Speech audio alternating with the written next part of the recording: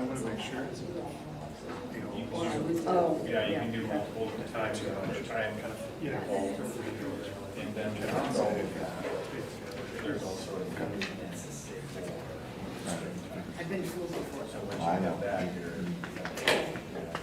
Well, I'm used to it.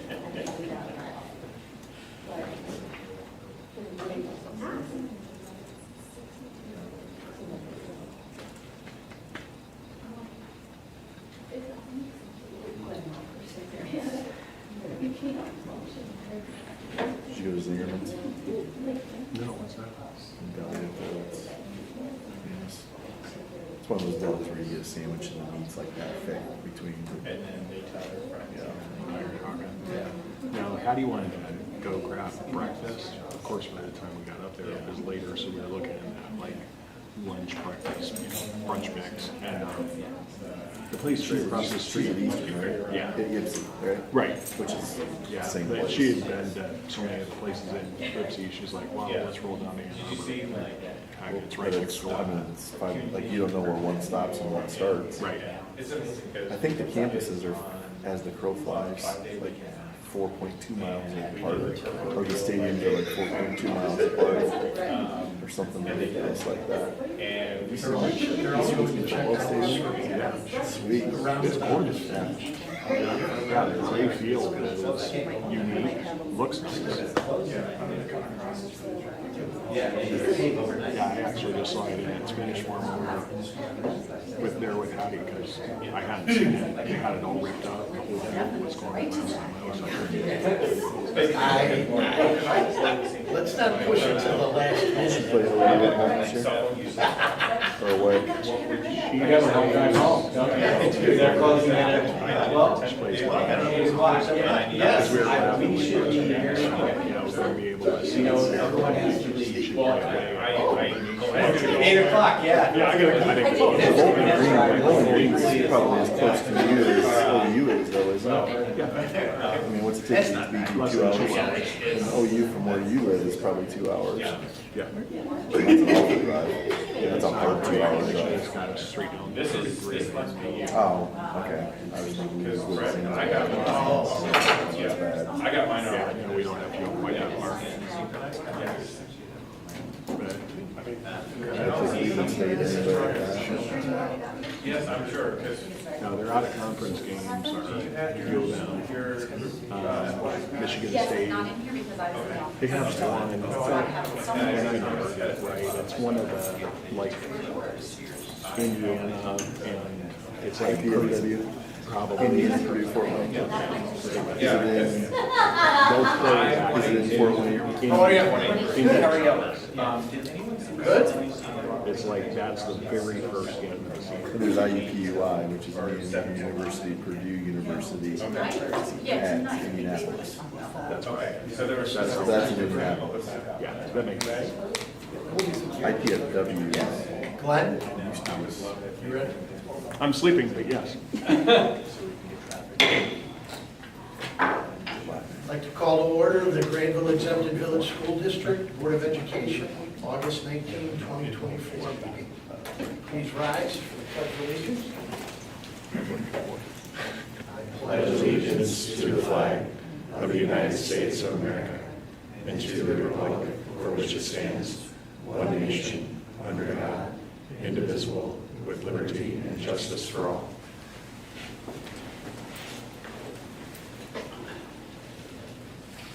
Please take the roll.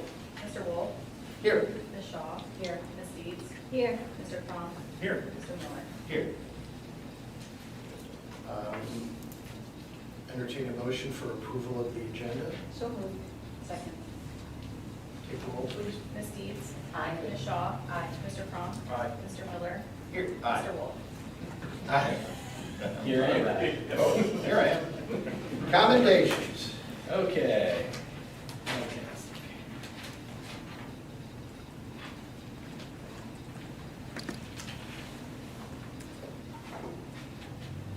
So tonight, we have one commendation.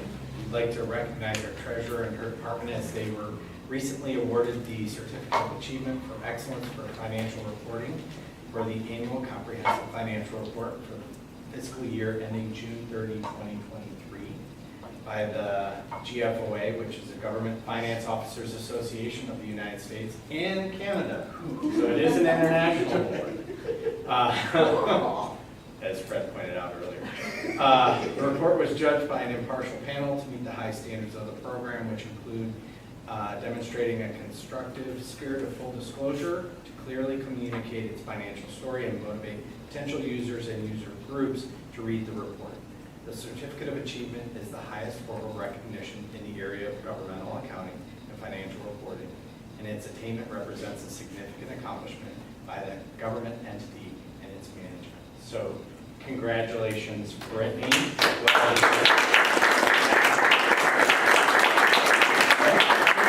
Number five, I don't get a line for number five, so. Don't worry, we'll put your picture They up. email a certificate that we. What's that? They email us a certificate. Yes.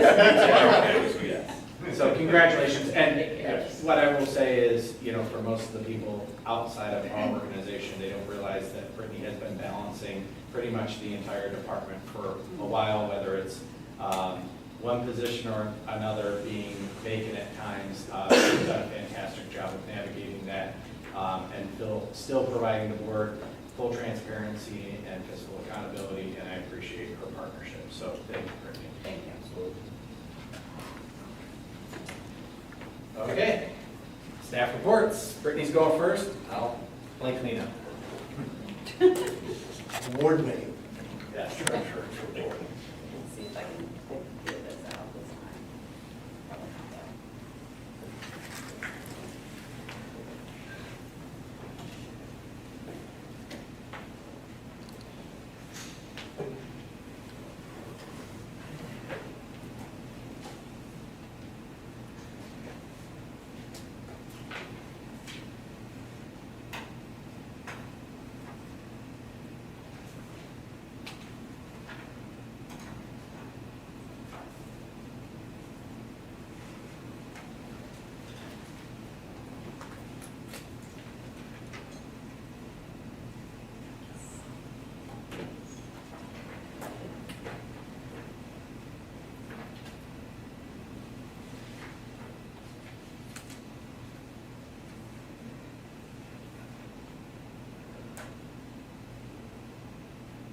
Len, are you going to give Brittany an award? She's fantastic. I don't know what to do. How about that round? I'm so sorry. It should just be I'm start. writing on a sticky note here. Yeah, it's the Windows key K, or you can usually swipe it right.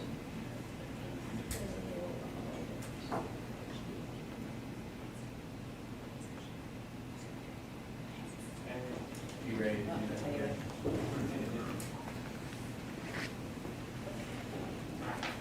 There we go. Okay, so July monthly financial report. This is the first month of the new fiscal year, so we just have 1 month of data to look at right now.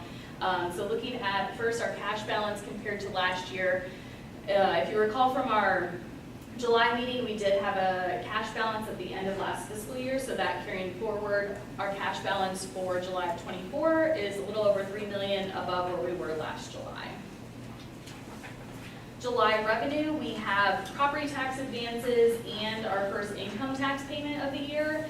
So we have some timing going on between July and August on the property tax side. And then the income tax is up just about $68,000 over last year. So we haven't quite recovered to where we were in July of '22, but we are above where we were last year. So that's a positive sign that the income tax is moving in the right direction for this fiscal year. On the expenditure side, our typical base salary increases and changes in staffing are under the salary and benefits line item. And then all other expense includes, last year it included the transfer to the capital projects fund. So we have that in the forecast for this year, but haven't finalized those amounts and approved that transfer yet. So that'll be a timing based on when that's made in this current fiscal year. COVID-related funds, this is the last COVID-related financial report. So those have been fully spent down, and actually we've received all the reimbursement as well from the state, so happy to report that. A recap of the capital projects fund. We are still finalizing payments and installation of the air handler and boiler and rooftop units at the middle school and high school. The digester has been delivered, installed, and is up and running. So that's been fully paid, so that'll fall off this report. And then the dimmer rack is in progress, and should be paid out probably next month. Cash reconciliation, just for your reference.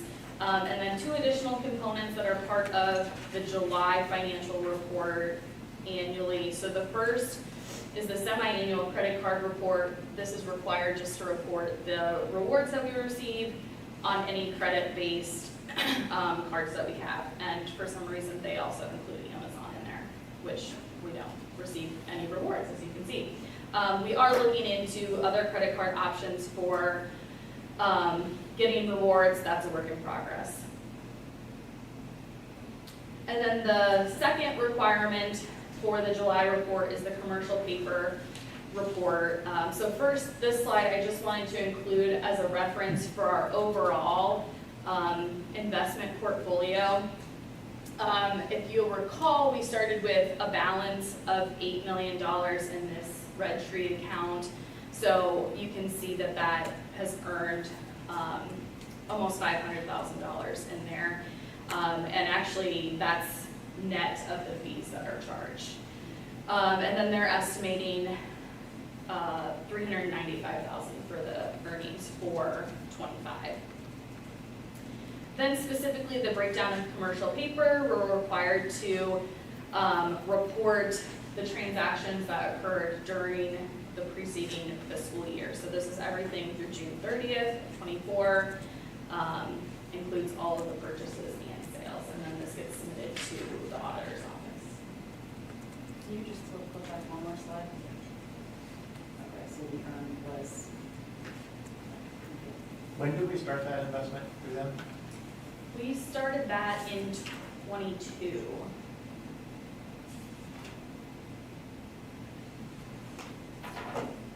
Any other questions or comments? Okay, thank you.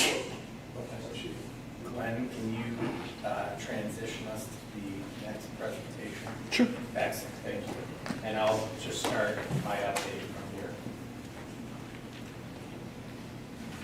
I'm sorry, Brittany, when was, Red Tree was started in 2022? Yes. All right, thank you. So as Glenn is transitioning and putting out the policy update, I wanted to just kind of do a start of the year kind of brief report, just giving you some highlights. Just because it's on everybody's mind, roundabout. The roundabout will hopefully be operational tomorrow evening. It depends on if they get the final paving done tonight. They are closing the road from 8 o'clock this evening till 7 o'clock in the morning to do the final paving. They had quite an extended closure over the weekend, so they had the ability to get a lot of work done, and it looks a lot better than it did even as of Friday. So we're cautiously optimistic that we will be running around the roundabout on Wednesday morning. And I will just say that we have appreciated the village's communication to us, where they have continued to push the vendors to hit their deadlines. So that has been very helpful for us. Confidence in our young drivers making that drive around there and things like that? Like, is there anything we can, like, I don't know how. There's a video that went out to all of our drivers through Schoology from ODOT. Great. Whether they paid attention to it or not is, and you know how good videos from ODOT are. But there was a video that was sent out, and there will also be a message that goes out. The village sent it out today, I'll send it out tomorrow to parents. just so that they're aware of some of the changes. A phone message? It will be an email message because it will have a link to the video. Is it possible to do a phone message, or are you kind of holding out just to make sure everything Yeah. is got it? Okay. Correct. There might be a phone message of a different sort. Okay. Well, cautiously optimistic. Cautiously Like, optimistic. welcome back. It's done. Would be great. Yeah. Yeah.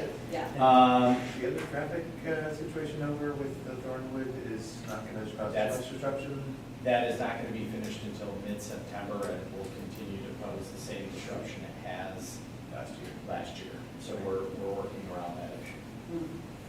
So, challenging environment right Mhm. now. But on a positive side, we started with staff last Thursday with our convocation. Our students did a fantastic job of entertaining the staff with their musical talents.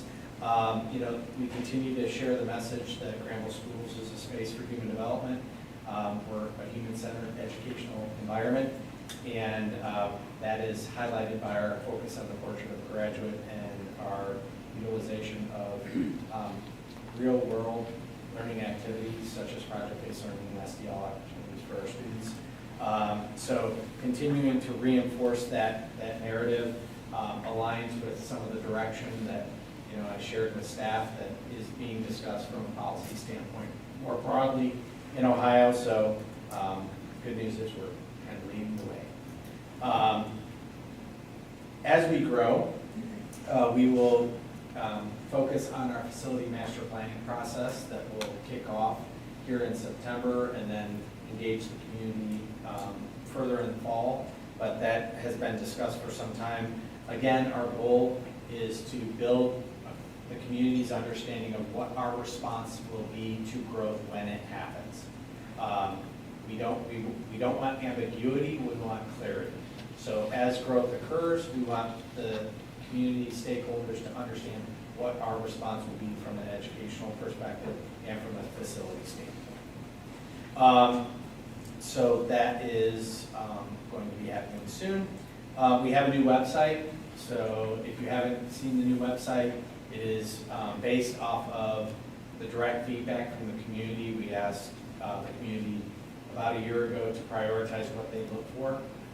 And so our new vendor and back end of the website is much more adaptable and flexible to meet the needs of our community. Perfect example was one of the people from the Granville Education Foundation said it would be really nice if we had the aggregate staff directory available. I communicated to Glenn. Glenn had it active by 11 o'clock the next morning. So, that type of flexibility is something that was not necessarily possible under the old system. We had quite a few PI projects that have been in the works over the summer. In September is when we typically give the final report for kind of the projects that we've completed. But there are numerous projects that have been happening outside of the roundabout, which is not our project, just to be clear.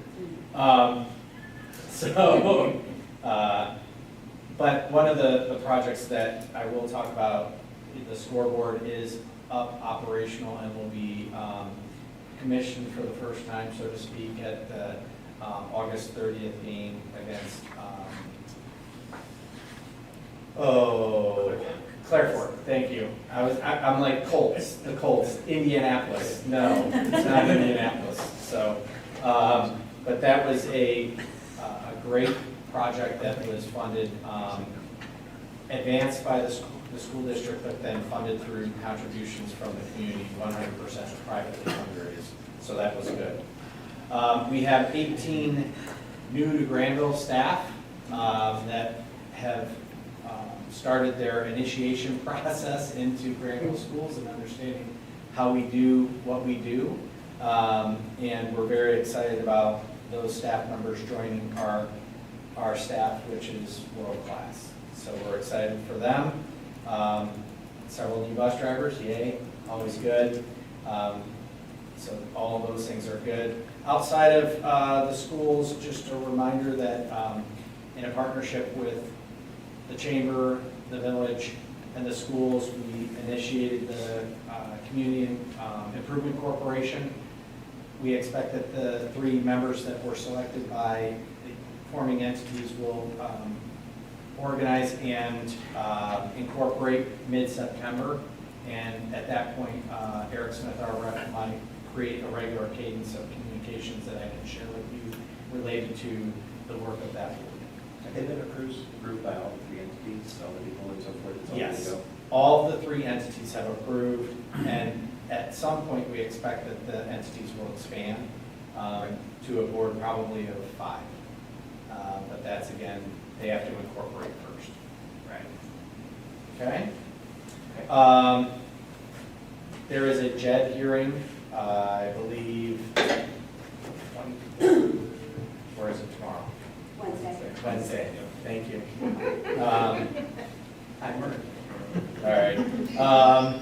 So yes, there is a JED hearing. The JED hearing is a Joint Economic Development District that is for this 13 corridor areas of Weaver Road and Main Street. So again, another tool in the toolbox to foster economic development for that area and that corridor. Also a positive aspect of a long conversation that has been taking place for, at our level, almost 13, 14 years. So, you know, it's good to see some action and movement in some of those areas. And then I would also just reference the fact that Dan Dodd, parent and community member, is here. He's also, his day job is a lawyer for ZHF. And we have been working collaboratively also with the village and township in securing Dan's services. And he's going to talk during board discussion, so you can entertain any questions that you have for him related to the scope of work that we've discussed, him supporting us at the General Assembly and in the legislative bodies that he talks to. So a lot's going on, but most importantly, the kids come. It's a staggered start on Wednesday, so A through K, and then L through Z on Thursday, and then everybody comes on Friday. So we're excited to get the ball rolling and start this school year off well.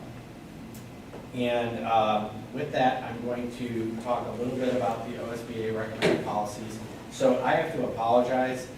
This is actually the first report. So the first action item we're going to skip because it's not, we haven't done our 2 readings. So, but I want to talk about the 2 policies that we are talking about tonight, and then the policies that we are putting on hold intentionally. So the first policy is a new policy on cybersecurity. Obviously, cybersecurity is something that is being discussed around the world, and how to best prevent attacks for your organization. They have 7 recommendations, and most of them we're doing very well because Glenn has been trying to keep up with the latest and greatest related to cybersecurity. But really, I think it's important to understand that, you know, cybersecurity is not just the responsibility of Glenn. It's not just the responsibility of Brittany or Jeff Brown. Every single person who has an email address associated with the school district, including the board members, you have a port of entry for somebody who's trying to do harm. So it is a collective responsibility for cybersecurity. Everybody plays a role in that process. And I hope that we can articulate that over and over and over to our staff. But all of the 7 recommendations, we're doing quite a few of them already. One of them is kind of the incident response plan, and that's one area that Glenn and I have talked about as, you know, wanting to have more of a clear direction related to, okay, if something were to occur, we have a general frame of what we would do, but really having a tactical plan would be important for us to move forward in developing. Glenn or Brittany, anything else on that policy? But it is a new policy related to OSBA. The second is graduation requirements. It seems like every 2 minutes we're updating that policy because it changes every 2 minutes. But this one was really related to financial literacy, which we already have baked into our graduation requirements, but it's adding that language into that policy. The other two policies, artificial intelligence and the use of cell phone and electronic communication devices by students. So you're all well aware that the governor signed the bill to try and limit the use of cell phones in schools. We already have a policy in place, but this year, so we've technically met the requirements of the law right now, but this year we're going to engage students, focus groups of students, staff, and parents to make some tweaks to that. And the bottom line is, you know, our policy at K-12 or K-6 is already very restrictive. Obviously, that's because of the age of the student. And 7-12, we've made some tweaks to our practices over the years to adjust for the things that have made it more challenging to, you know, protect our students in a world that is even more connected than ever before. So that's on hold, but it really is already in place. So what we will continue to manage that issue related to cell phones the way that we have in the past. Artificial intelligence. Every conference that Ryan has been to or I have been to in artificial intelligence has said, don't craft a policy on it yet. So they say develop guidelines that you can implement in schools and share those with your staff, but really to create a policy right now is probably not in your best interest because it will evolve and change. But we have provided guidance to our staff. We've provided training. Lou Ludwig came in last year, did a whole presentation on AI. We're continuing to learn and adjust and understand the relevance to learning. And so, you know, like at the high school, they're kind of using a red, like a stoplight. You know, red, no AI use at all. Yellow, you can use it for generating ideas and other things. Green, you can use it for any purpose for the assignment that's been provided. So we're kind of using that green, yellow, red model for the utilization of AI within the schools right now. So, and that's just kind of a vague analysis of what we're currently doing.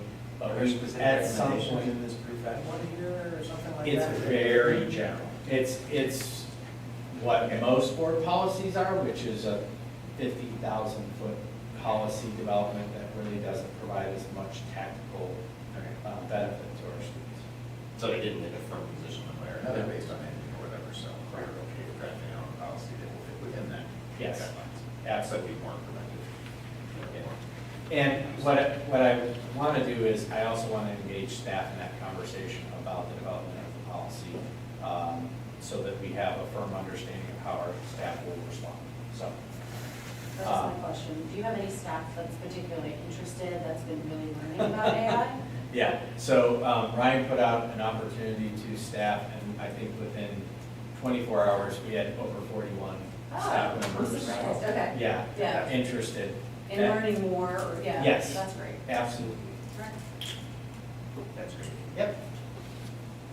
Okay, so, again, my apologies that this is the first reading, so we will skip over action item 10.01, which is that actual adoption policy.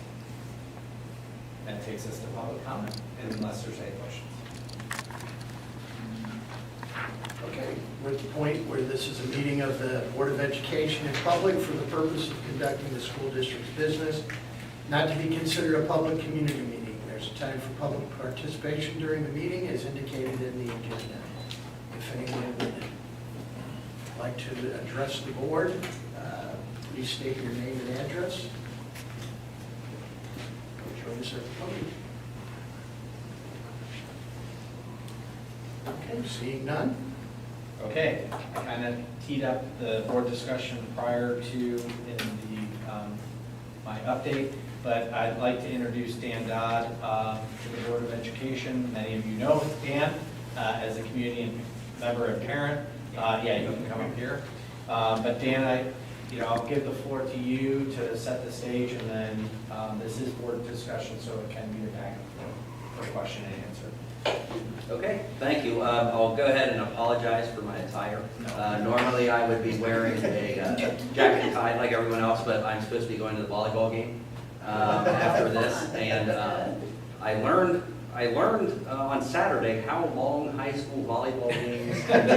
And so I was not prepared for it, I'll be honest. And so foreseeing another long evening, I decided I did not want to do that in a jacket and tie, so I'm a little more comfortably dressed. But as Jeff mentioned, I'm Dan Dodd. I've been a resident of Granville since 2019, and I've been involved in the political process in various capacities since 2003. So from 2007 to 2010, I was a member of the Ohio House of Representatives.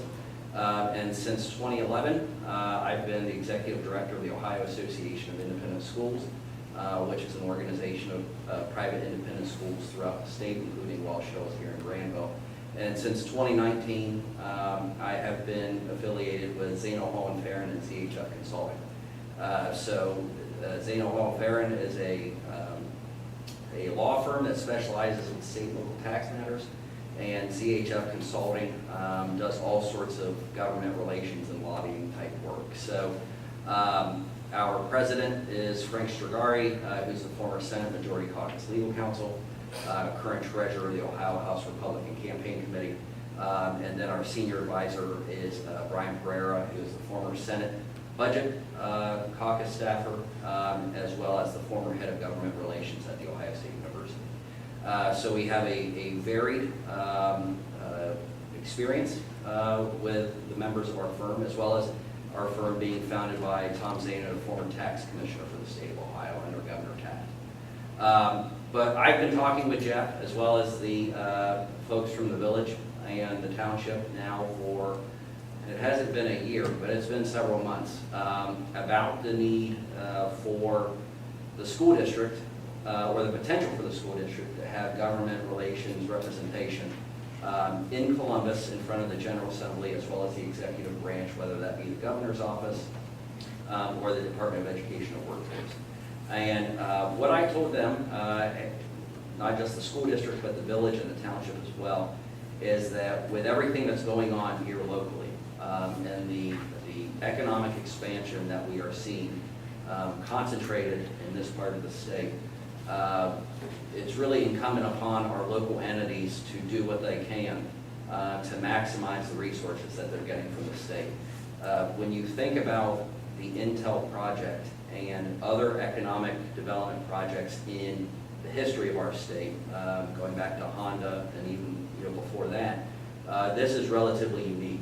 This is something that local entities knew virtually nothing about until the day it was announced. And as a result of having no knowledge, they had no opportunity to prepare for it.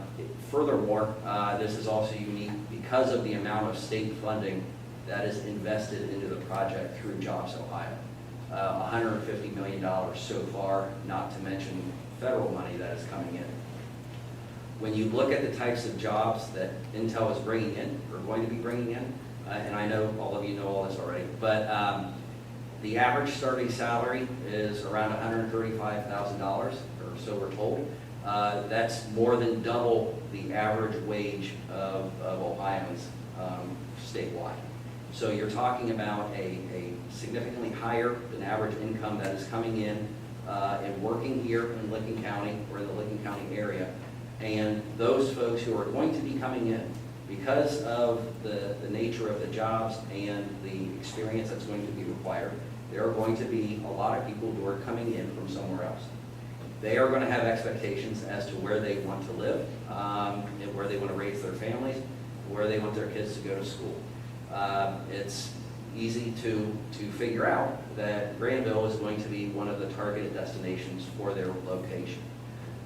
Because of that, and because of the way that various things work regarding school district boundaries, the expansion of annexation through water and sewer, zoning, townships, villages, whatnot, there is a lot of growth that can come into the district that the district is responsible for in terms of education.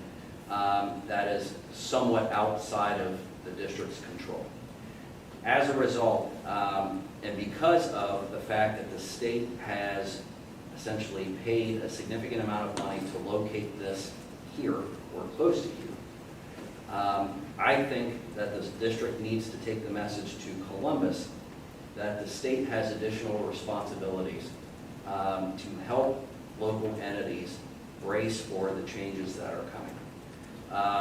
Whether it's the village or the township, and the things that they are responsible for, roads, water, sewer, or the district educating students.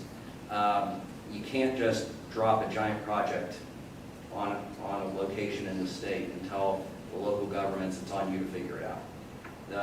The way that school funding works, and whether it's through facilities funding or even just the per pupil funding, it can take several budgets to catch up with the realities that we face here.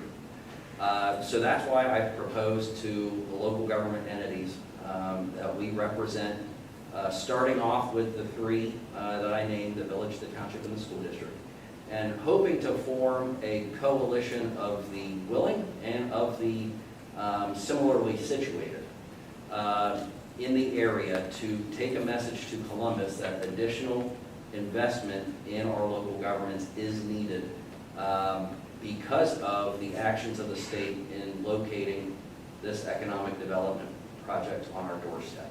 And it's something where I think when you look at the scope of work and what we're proposing, I think it's something that's very doable, and I think it's something for which it's a relatively minimal investment, but it could pay long-term dividends that would be very financially beneficial to the district.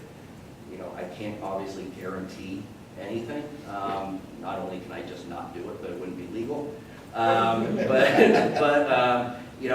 think I can't guarantee that if you don't ask for anything, you won't receive anything. That much I can guarantee. And so I think you need to have somebody there who's asking, somebody who is operating or already working in those areas. And all of you are very dedicated to the district, but this is, except for the superintendent and treasurer, it's a part-time job, very part-time. You're certainly paid part-time, but it probably feels full-time sometimes. But it's something that you can't be expected to become experts in. And I don't necessarily, I guess I would call myself an expert. I don't want to toot my own horn, but it's something I've been working in for a while. We've had great success with our clients, and I'm confident we can bring a similar degree of success to the district with this commitment. So I can stop there.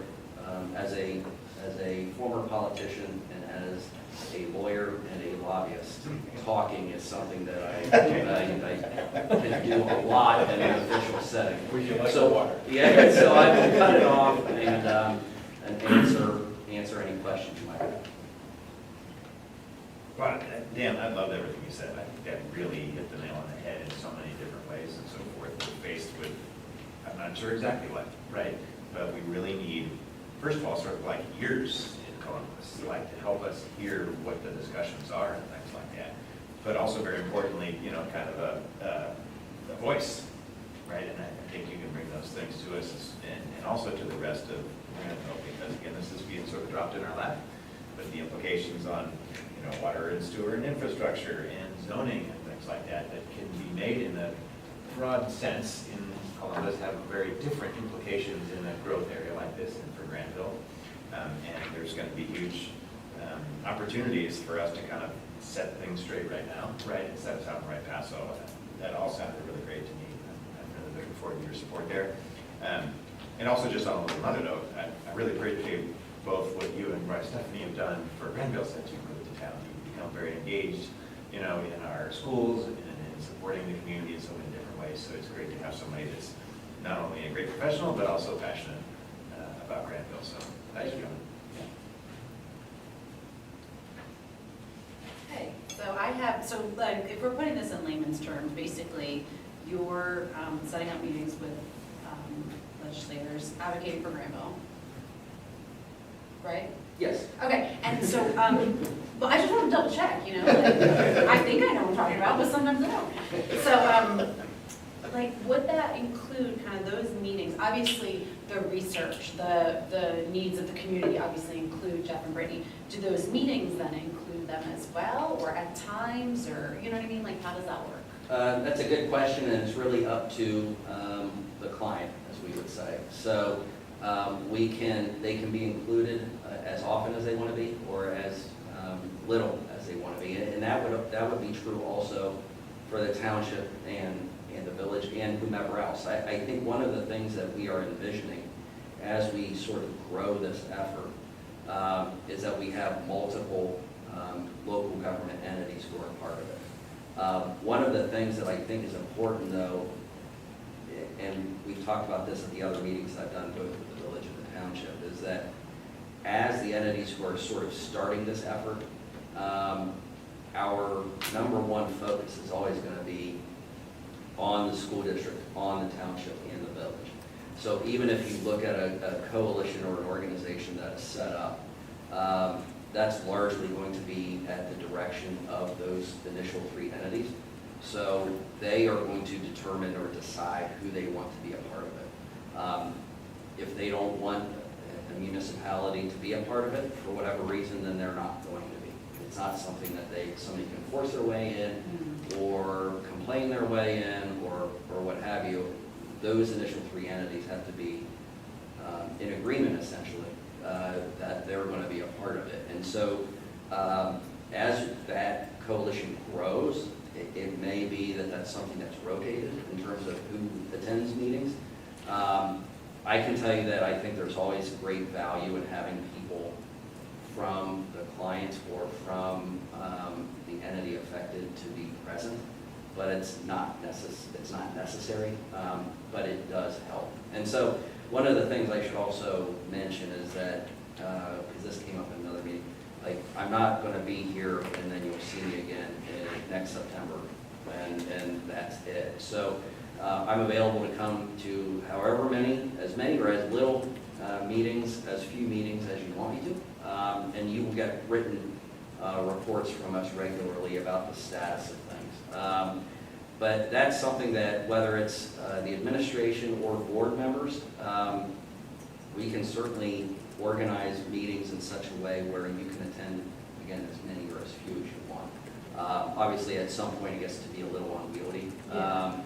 And I mean, truthfully, I don't know that you want to attend a whole lot of them. But you can if you want, but you certainly shouldn't feel obligated to. But there is, I think, a tremendous amount of value in receiving the regular updates to understand not only what the General Assembly is doing, but what people are thinking. Because it came up, you know, there's obviously implications for school funding and then transportation and water and sewer. But things like zoning. So when there are changes being proposed at the state level to either reduce or eliminate the ability of townships to zone because they feel that some townships are making it so overly restrictive that it is virtually impossible for people to build new homes. And then we have a housing supply shortage, which causes existing inventory, the price of it to go up, which then prices people out of their homes. It raises their property values, which then raises their taxes, which then makes it more difficult to sell the home, and then it puts people in a precarious financial position because they can't pay their taxes, so on and so forth. Those are things where, because of the nature of the economic development project that is occurring near us, would have an impact on us that you would not see in a township in Perry County, which is where I'm from. That's why I use that as an example. They're not dealing with a lot of economic development and population growth there. So zoning changes at the state level are going to have a much different impact on them than it would here. And even in a similarly situated township in northeast Ohio, again, it's going to have a different impact on them than it will us because of the influx of people we are expecting to see here, at the very least to work, if not also to live and raise their families. So that's why keeping updated not just on the budget, but also on other things that will have an impact on the district and the village and the township is I think, more important than what you might get from OSBA, or in the case of the township, OTA, or municipal league, or any of those affiliated organizations, and also the ability of those organizations to advocate on your behalf is going to be different because they are statewide organizations that have to take a holistic statewide view of these issues, that they cannot focus in on the issues that we are facing here, which are relatively unique as opposed to what the rest of the states are. So then your job is also to keep us and Jeff and Brittany, Village Township, abreast of what's happening. Yes. Okay. And that's probably, I mean, I think in the first few months, that's probably where you're going to see the most sort of work production from us, is to inform you as to what's going on. And just to give some background, the state operates on a 2-year biennial budget cycle. That budget will be introduced by January 31st of next year. It will be passed by June 30th, unless there is an ongoing or serious dispute, at which point they will do a 2-week continuing resolution until they figure that out. But executive agencies are doing their budget requests now, and have been for a couple of months. So they will already be looking at what money they have to spend, and then what they're going to spend it on. And so school funding is obviously always a big topic or point of contention. In years past, there has been more money available because of COVID. That money is now going away, as you just heard. And so with the tax changes that have been implemented over the past 2 years, as well as the job growth and whatnot, what you're looking at is a state budget that is going to be more lean than what you may have seen in prior bienniums, and as a result, it's going to be more difficult in a way to have resources dedicated to specific projects or causes, or it's going to be more difficult to have money focused on these things. That's not to say it can't be done, especially when you're looking at what I refer to as a high economic expansion district, where you're expecting to see an influx of people that are coming in using resources that cannot be built or paid for overnight. And that's where I think we're going to have the biggest issue, and from a school district perspective and how school facilities funding works, you're always in some ways playing catch up. And when you look at other places around the state that have seen huge population growth, that has happened over a course of decades in most cases. Here, it could potentially happen over just a period of years. And with the way that the state decides how they're going to build buildings and who's going to pay for it, how much they're going to pay, they're, I think, going to need to take a different look at how they pay for facilities in the area that are affected by this huge project. I personally like the idea that we meaning the whole community, not just the district, but has eyes and ears at the State House, or Cap Square as it's called sometimes, so we know the environment. And I like when you talk about being an advocate though too. I think that's important, that because of, as you mentioned, the unique nature of this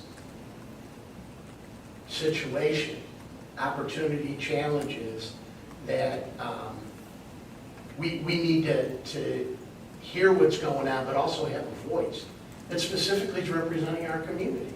I don't, and I love the idea, you're part of the community. You have a vested interest. You're not just, Johnny-come-lately lobbyist from Columbus saying, hey, I can do this.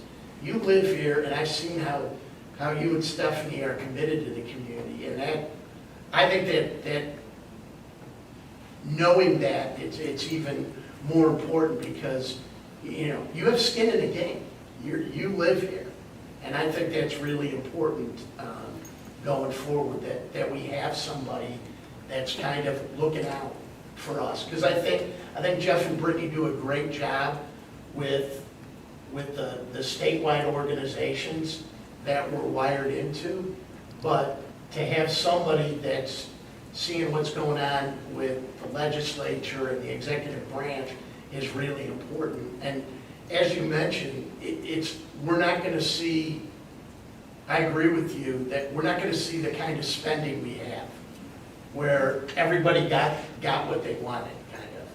There's going to be more scrutiny and more attention, and, if we have somebody at the table, so to speak, they can't do anything but be an advantage to us and help us. Well, I appreciate the kind words, and we certainly like being, we love being members of this community. And as I reminded Jeff at a meeting that we were at, I'm also a taxpayer. So I always remind you. I'm not interested in seeing the district waste money, as I don't think any of us are. And so I wouldn't propose this if I didn't think it was worth it. Not just from a professional perspective, but also a personal one.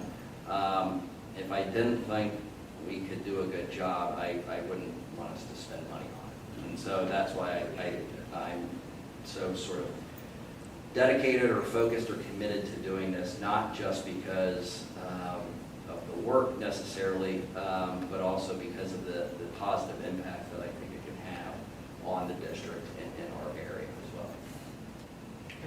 And part of my point too is not that Granville is so unique and special that we're totally different than everybody else, but our elected officials and things, they're being pulled lots of different ways. They have much bigger constituency than Granville community, so why shouldn't we be able to advocate on our behalf? That doesn't mean we don't want to work with them, but having more input and more knowledge cannot be a bad thing for us. Yeah, and as I've mentioned this to all three of the entities, I think the biggest danger that you have is not that no additional support is given, but that additional support is given, but it is spread too thin. And that's why I think it's going to be a significant challenge it will be a challenge to have the support dedicated to this area. But then I think the bigger challenge is going to be preventing others who are not going to be impacted the same way that Granville is. It's going to be a challenge to prevent them from getting involved and saying, we want our share too, and we're experiencing growth, and we're seeing an impact. And Jeff and I talked about that specifically, where you look at Olentangy School District, or you look at Pickerington or Reynoldsburg, districts that have significant growth. They had significant growth before Intel. They're going to have it after. Is it something that is going to have a huge impact on them? Probably not, because they're already experiencing it, and they've already had a significant period of time in which they could plan for it and make decisions that will accommodate that. We don't have that luxury. And Alexandria doesn't, or Northridge, I should say, Johnstown, we haven't had that kind of lead time where you can look at this project coming in, look at where the decisions are going to be made by the new employees as to where they locate, and respond to those choices and provide not just those who are coming in with the quality experience that they're expecting, but also those who are already here, maintaining what it is that they know and maintaining the high level that the district has been providing to its families. And so I think that that's going to be something and it's why I propose setting it up so that the district and the village and the township can control the growth of the coalition as to who's involved, so that you can truly tailor it to those who are going to experience the same things that we are because of the project that's going in and Albany, and not just because of natural population shifts and growth that's been happening for a significant period of time. Do you anticipate other entities, other communities wanting to be involved?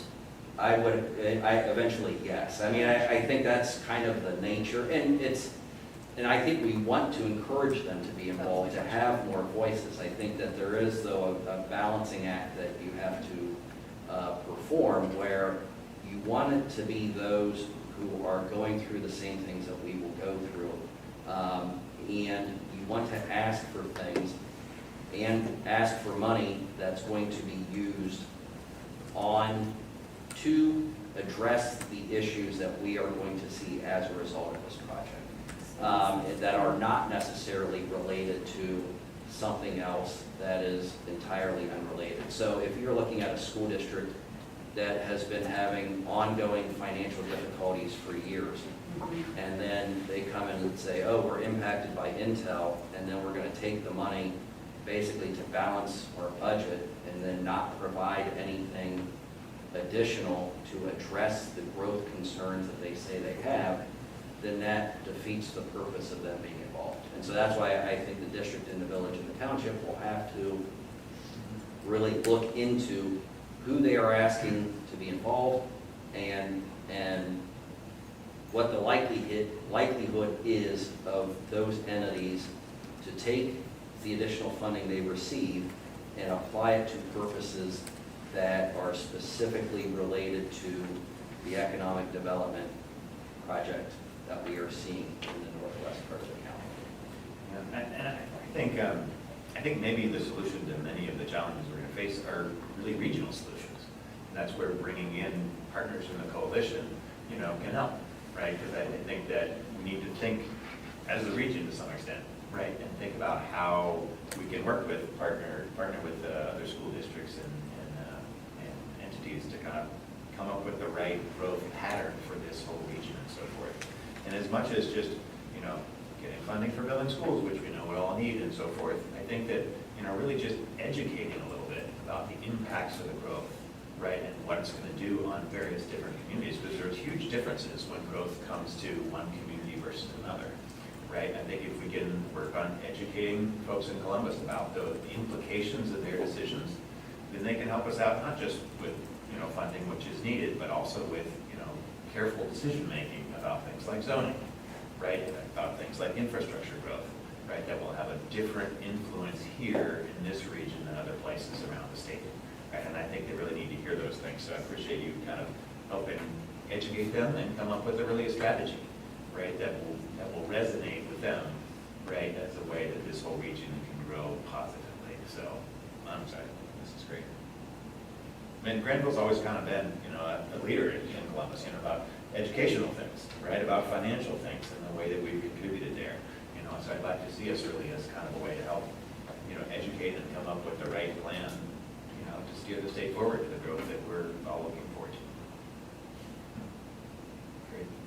Thanks, Dan. All right, Appreciate it. thank you. I'm going to head to the volleyball Yep. game now, but feel free to give me a call or shoot me an email if you have any follow-up questions that I can answer.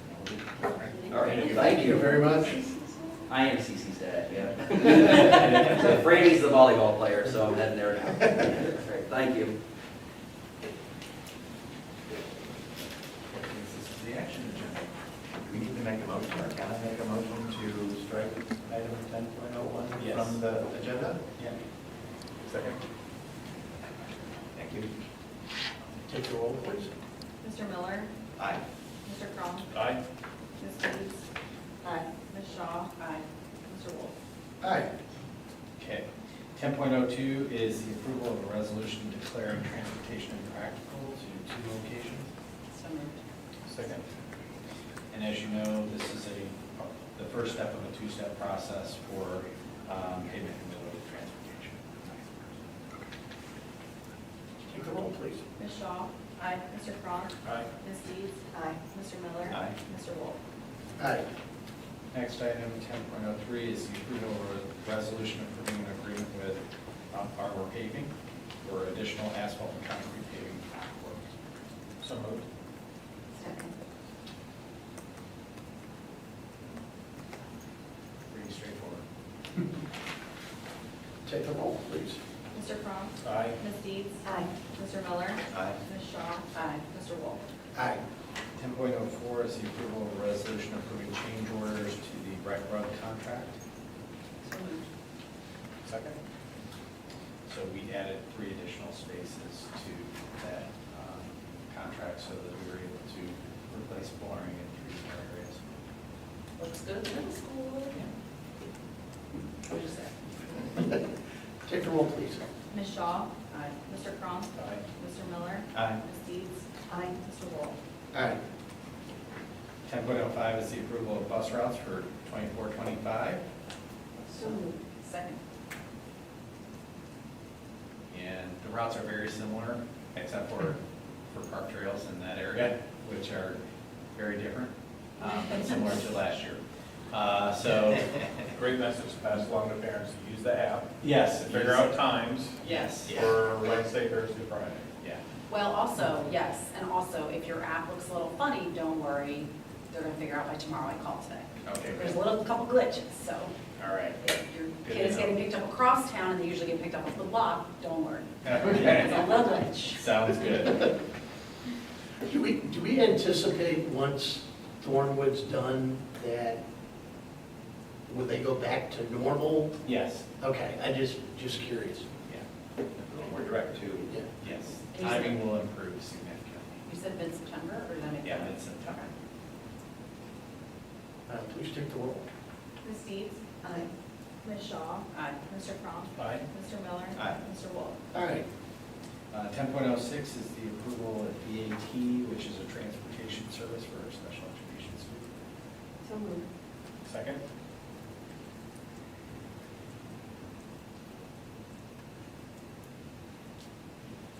Take the roll, please. I'm sorry, Oh, real quick. Is this different than a resolution declaring transportation? I guess Yes. that's, Yes. that's Very because that's, yeah, right, this is a required one on us, that Correct. parents are not offering to do it for us, and so forth. Got it. Very different. things. Yes, got it. Associated as Yeah. well. This is in Columbus? Yes, it is. Okay, that's all my questions. Take the roll, please. Ms. Deeds? Aye. Mr. Cron? Aye. Ms. Shaw? Aye. Mr. Miller? Aye. Mr. Wolf? Aye. Okay. 10.07 is the approval of agreement with Oakstone Academy for several students that attend that facility. So moved. Second. Any discussion? Take the roll, please. Ms. Shaw? Aye. Ms. Deeds? Aye. Mr. Miller? Aye. Mr. Cron? Aye. Mr. Wolf? Aye. 10.08 is another contract with Northridge Local School District for special education services. So moved. Second. Take the roll, please. Ms. Deeds? Aye. Mr. Cron? Aye. Mr. Miller? Aye. Ms. Shaw? Aye. Mr. Wolf? Aye. 10.9 is an approval of a contract with Boundless for additional special education services. So moved. Second. Take the roll. Ms. Shaw? Aye. Mr. Cron? Aye. Ms. Deeds? Aye. Mr. Miller? Aye. Mr. Wolf? Aye. Okay. 10.10 is the approval of contract between Granville Schools and Educational Service Center for our EL population consortium. So moved. Second. This is support for our EL teacher, or is this So. the translator? No, this is for the Central Ohio English Language Learner Consortium. So we get monies from the state, but it's not enough, so we buy into a consortium for PD support and other things related to that population of students that we serve. Great, thank you. I think the total amount is like 4,000. Yeah, it's just good to have, since we have such a small population, it's nice to have other resources for that. Correct. Take the roll, please. Ms. Deeds? Aye. Ms. Shaw? Aye. Mr. Cron? Aye. Mr. Miller? Aye. Mr. Wolf? Aye. 1011 is the approval of a service agreement between Granville Schools and My Place to Be. So moved. Second. So this is another thing, support is amongst a number of approvals of contracts and support agreements and things like that. Can you just remind us the general process that we look through, whether we outsource or provide internally some of these services? Like, just because there's a whole list of them here, and I know it's the beginning of the school Yeah. year, and I think it's the right thing to do, but how does that work? So, one, the student's individual needs kind of drive the process, and then we look at what services we have in-house versus what services are offered by different entities. Sometimes it's more cost-effective to keep a student internally. Sometimes it's more cost-effective to outsource that to a provider that specializes in that specific need of a student. Gwen, how did I do? Perfect. Okay. I'm assuming better for the student as well. Always better for the Okay. student. Yeah, Yeah. that's great that you started with Yeah. that and so forth. I just want people to know that there's a lot of things that we outsource for good reason and so forth, but we always try and do it with the mind for what's best for the student and what's most economical to the district. Please take the roll. Ms. Deeds? Aye. Mr. Cron? Aye. Mr. Miller? Aye. Ms. Shaw? Aye. Mr. Wolf? Aye. 1012 is the approval of the engagement letter with CHF, which is Dan Dodd's. So moved. Second.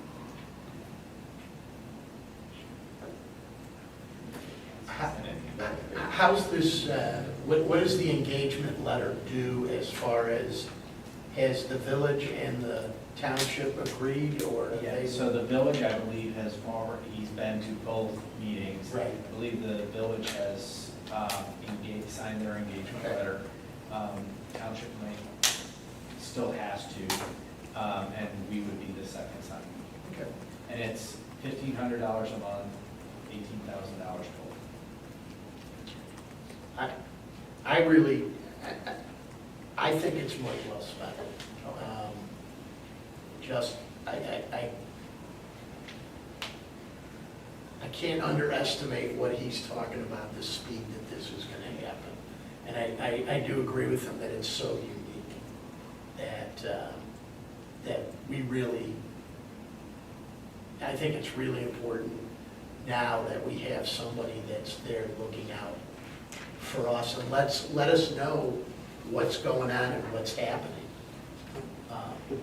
there. It's got to be hard as a legislator to understand the implications of the decisions that they're making and things like that. So I think the educational piece of it, where you can let people know, like, this is how this is going to play out, or we could make some decisions differently and Right. help out places that need it and then make the right decisions. So it's a healthy growth process. Be very well received. Take the roll, please. Mr. Miller? Aye. Ms. Shaw? Aye. Ms. Deeds? Aye. Mr. Cron? Aye. Mr. Wolf? Aye. 1013 is the approval of our first 2025 graduate. Second. So we have a student that has completed the requirements for graduation and is graduating early. So, and will be attending college this fall. Already got dropped over though last weekend, assuming we approve this. Miss Ann on the cross-country team this year. Yeah. So, wait a minute. So We're approving them as a graduate for next year. How are they starting school? Is this 20? It's 2025. She's a 2025 school graduate, Yeah. but she is graduating early. And she's starting college before she's, oh, Yeah, she's. God, you guys, it's like Back to the Future. I feel like I don't understand. We have to move forward. She's not a part of the class of 2024. She's part of the class of 2025. And As we long as usually the approve college them in- doesn't care. I don't care. It's all good. Yeah. I'm sure it's perfect. I'm sure it's working out really well. Do we have to do something at the stadium? No. Is it, okay. You can walk down North Granger Street and to the Well, good luck to her. Yeah.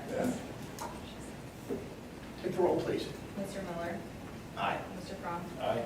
Ms. Shaw. Aye. Ms. Deeds. Mr. Wolf. All right, Okay, consent agenda 11.01A through B16. Second. Years ago. Motion. Okay, I'll call your attention, obviously, we have quite a few supplementals for the fall sports season and other activities, several volunteers. We did have the resignation that was effective July 8th. We got that prior to our board meeting, so or after our board meeting, so we have put that in, and we've also replaced that individual on this contract, or on this consent agenda as well. We have a couple of new hires, but specifically, we have our new payroll specialist, Jamie Nesbitt, who will be supporting Brittany in the treasurer's office. And there is, just looking at the details here, there is a replacement for our. Yeah, Jackie Wright. Right, she's on here somewhere. Correct. Okay. Great, that's fantastic that we have somebody that stepped up and so forth, like Kane and so forth. That is great. take the roll, please. Ms. Shaw. Aye. Mr. Miller. Aye. Mr. Cron. Aye. Ms. Deeds. Mr. Wolf. Aye. Thank you. Item 12.01, approval of the July 2024 financial report. So moved. Second. Any other questions or comments on the financial report? Take the roll, please. Ms. Deeds. Ms. Shaw. Aye. Mr. Cron. Aye. Mr. Miller. Aye. Mr. Wolf. Aye. Item 12.02, approval of the then and now resolution. So moved. Second. We have 3 this month, one for high-tech pressure washing, Corda for engineering services, and Dennison for a golf event. What was pressure washed? A lot of stuff? Yeah. Got it. We pressure wash a lot of the buildings prior to waterproofing and other things that are done to maintain the facade. Take the roll, please. Ms. Deeds. Aye. Mr. Cron. Aye. Mr. Miller. Aye. Ms. Shaw. Aye. Mr. Wolf. Aye. But before I'll entertain a motion to adjourn, I just wanted to give a quick update. The athletic boosters held their day at the races event, was it a week ago? August 10th. Fantastic event, one of the most successful they've ever had. So thank you to them and everybody that participated. And then here I'm going old school with show and tell. Nice. Granville and the Land Lab were recognized by the School Board Association in their monthly magazine. So Mr. Redding and all the students, congratulations. And I love the title, Charting Your Own Path, which is kind of what we've been talking about for a couple of years now. So, good title selection. Doesn't always happen. I was just turning my head. You're not in charge of those, I know that. Now I'll entertain a motion to adjourn. So moved. Second. Ms. Deeds. Aye. Ms. Shaw. Aye. Mr. Cron. Aye. Mr. Miller. Aye. Mr. Wolf. Aye. Thanks, everyone. Nice. Some of the teachers are coming in. Good.